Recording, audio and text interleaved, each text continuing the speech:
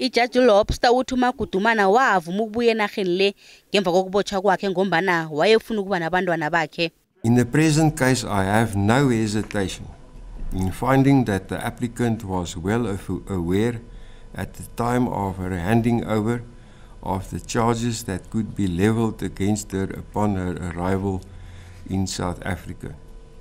She nevertheless consented to her removal from Tanzania to South Africa because she wanted to be with her children. Nanyana kunjalo Ikhotho ithole ukuthi umnyango weendaba zangekhaya namapholisa bazibandakanyekile ekambiso yokubuyiswa kwakhe ngokulandela umthetho wamazwe ngamazwe. Ikhotho godi ithi kube siqundo selizwe leTanzania sokuthi kubuyiso uMagudumana elizweni lekhabo. Bathi angayokutjhijila isiqundo eso ekhotho yeTanzania nangabe ufisa njalo. Ikhotho iragile nendaba kaMagudumana yokuthi bese laqatshe igqwetha leTanzania bona liphikisane nokubotshwa kwakhe kodwana wakhutshwa msinye enarheni leya indaba yakhe ingakalandelelwe ekhotho.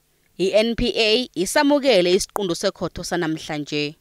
Siligunya abantu lezotshutshiso siyasamkela isigqibo senkundla ephakamileyo yaseBloemfontein ethe yagweba isichitha isicelo sika Dr. Magudumana. Sizawulungiselela ityala lakhe ajongene nalo ke ngokwenza basibuphuhlise ubutyala ngapha kwamathandabuzo. Umndeni wendoda isidumbu saye satholwa sitshile ngeseleni likaThabo Best ngemva kokuthi sisetshenziselwe ukweca kukaBest ejele uthi unethemba lokuthi ubulungisa buza kuba khona.